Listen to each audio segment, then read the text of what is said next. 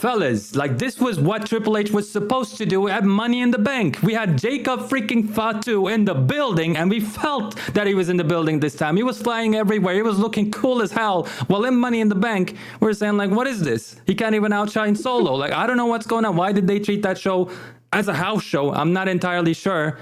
What's going on, Kenny? Why are you pointing to your nether regions? I'm pointing to Brian because I know he don't like the negative Jacob Fatu. Yep, my boy came in there and proved y'all wrong today. We love to see it, man. I'm positive today. What about you, Kenny? Did you like it? It was fine. It was cool. I mean, the thing is with wrestling these days is everybody does these spots. Like everybody does these same spots. So when you get a guy in here like this on fire still doing the same thing everybody else is doing, it's like, okay. I want to say that, bro. That move is much different than what everybody else is doing. I can't remember the last time I seen that move performed in the WWE. Okay, so what? So he came in the ring, hit a Samoan drop, and then he did the thing that Kevin Owens does when he jumps on the ropes and does the backflip. Are you referring to that? No, bro. I'm not talking about that. I'm talking about the first move he did on the other side. I don't even remember where he jumped off, springboarded off, and then did another backflip. Backflips, bro. Just backflips. No, bro. And another thing that's not what we're about to do, bro. Why are you doing backflips? Go look at the move. Look at what happened to Brock Lesnar when he did the shooting star press. That's not what we're about to do. Go look at the move. Look, I don't want to see a big guy like this doing backflips. But that's You're why I supposed to liked be a it. beast, a brute like Brock Lesnar. That's bro, why I liked it. But why he got to be Brock Lesnar? Why can't he be his own? Listen, Vince McMahon drew a formula and it works. These big guys always hurt themselves when they do these flips. He will hurt himself for sure. So he needs to tone it down eventually. But he's setting himself apart right now with that move. I like it. I enjoy it. I mean, you look at Keith Lee too. Recent example. Then again, he had some heart complications.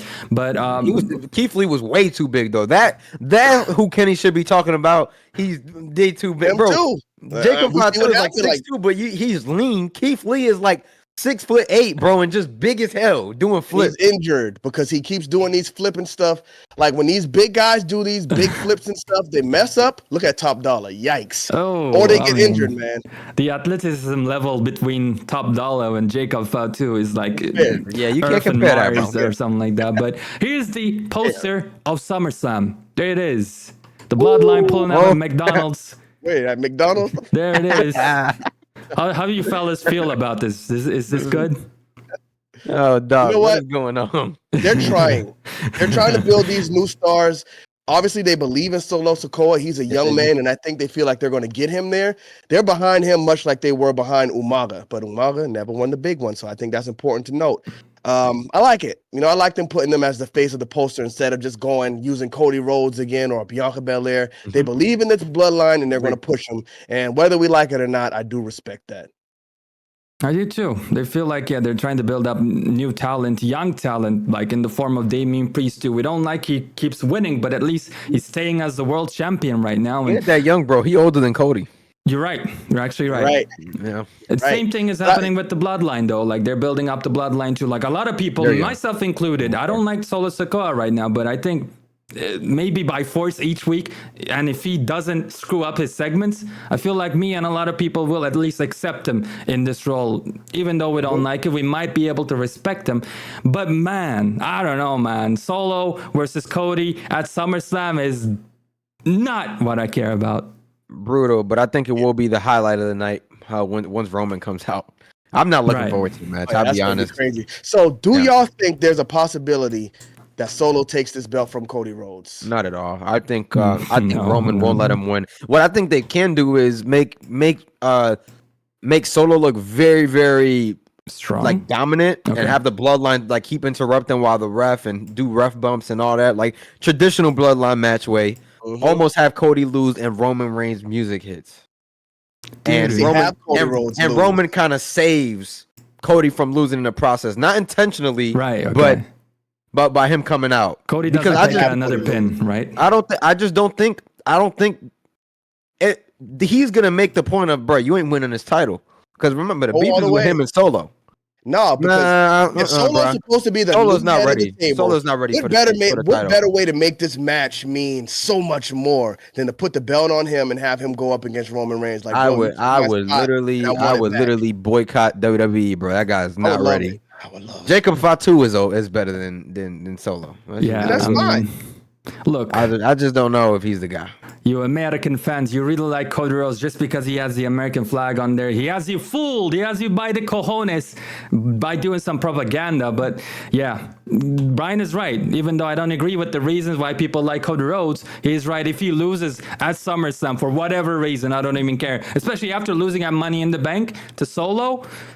No. I mean Roman lost to Jey Uso, bro. So okay, so you split. You send Solo off to do his thing with Roman after the pay-per-view. So what do you do with Cody in that WWE Championship after SummerSlam? You go Randy. It's obvious what they're planning here. Yikes! Yikes! I mean, brother, I don't know what to tell you. That's a bit of a problem with Triple H's booking right now. The Big Show seems really, really predictable. So predictable that every single time when it's a big show like Royal Rumble, we're trying to think, okay, since the card is so predictable, I think Mr. Triple H is gonna throw a wrench in there, make something different and shock us. But no, everything happens pretty straightforward. And then you're like kind of disappointed. So I'm scared. I'm honestly a little scared because here's another thing that Triple H did tonight. There's this new, I guess, young lady. I'm not too sure. Maybe middle-aged lady. What's her face? England. Used to be Blair Davenport. Blair Davenport. I think that was like her debut match at SmackDown, and she lost, right? Correct me if I'm wrong, but like that was like her first match that I saw. No, I think I've seen her on SmackDown before. I don't know. That's just not how you. They had her like backstage segments, kind of building her up before, and tonight, yikes! Yeah, she just lost. Yikes. Like Ilya is losing all the time, so. Triple H, I guess, likes some stars and he builds them up, but some of them, I guess, they're not the chosen ones. So even if you just came into the company and you're looking to make a name for yourself, get that shovel. I guess that's his answer. But yeah, I don't know. That was also a little rough. But at the beginning of the show, we saw some Tiffy time and Bailey action with Nia Jax. And Brian, I want to get your thoughts on Tiffy almost cashing in. Basically, they teased it a lot there at the beginning. So, I'm not gonna lie, I thought she was about to cash in based on what I saw, bro. But then we ended up and nothing happened. Yeah. But I think they're kind of intentionally telling us she's gonna cash in on Nia at SummerSlam. Okay. After Nia wins, beats Bailey and wins. Nia kind of stopped her, and then she kind of like played it off like, not cashing. What you talking about? Like, right. I don't know, bro. I feel like some there, like we could possibly see a storyline there. Maybe they let her ride out with it because I think that you can give Tiffy time a couple more months to cook with the Money in the Bank. Let her bring in her sparkly briefcase and all that. Yeah, and just let her do Tiffany Stratton. Like, I don't know. Like, I don't think there's no rush. Like WWE lately, these last couple years, they be in a rush to get rid of that briefcase. Damian Priest was the only memorable one that I can remember, but like just women in general, they don't last more than like 2 or 3 weeks with the briefcase. Last year was the longest they lasted with it, and that was till SummerSlam. Yeah, so I think you can give a couple months to cook and see what happens. It doesn't have to be all the way to WrestleMania, but you could do something soon. Let maybe Nia get a quick run and then have Tiffany cash in on her. I mean, there's different things that you could do with that. I'm just kind of like, I'm getting like, it's not even like instant gratification for me. I just feel like he does this with every rivalry and storyline. Triple H takes forever, bro, just for us to really get that switch, that turn that we're waiting for. Yeah. And it just takes a while with him, man. Like, I get it, slow booking and all that, but I don't know, bro. Like, sometimes it's just cool to see just things hit. Like, I don't know. Hopefully Tiffany gets the title at some point. It doesn't take too long. She's young. Even if she doesn't get it for 2 or 3 years, if they send her on that chase, but she got more than enough time.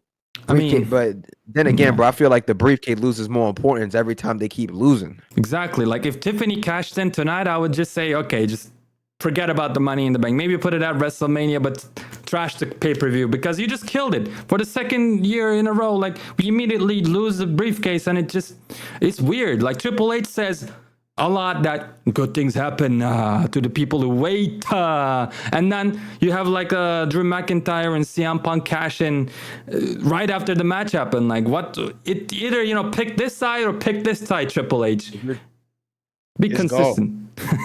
Great briefcase is gone already, but I'll tell y'all one thing. I don't know who's going to get it, but BBL Bailey definitely ain't keeping that championship. Nia Jax going to take it, and Tiffany's going to take it off her, but somebody's taking it off Bailey. Bailey hasn't cooked, bro, and it's not necessarily her fault. I feel like booking is a big role, but you're saying Bailey hasn't cooked? She's not cooking, dog. Bro, she hasn't cooked at all. I can't remember one thing she's done, bro. What has she done? There you go. Done enough, bro. Yo, I can't remember that. I can't remember the last thing she done, bro. Only match I remember from her is Piper Niven, dog. That's it. Oh yeah, you're right. Match I remember her and Bianca Belair on SmackDown. That was a while ago though. So I remember Io Sky and then Bailey. She's done nothing after that. That's noteworthy, I think. At least the segment was a step forward. But yeah.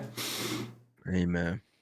But Triple H has got to get it together because you mentioned Blair Davenport before. Get it together. She's not coming. You said you cut it? No, get it together, man.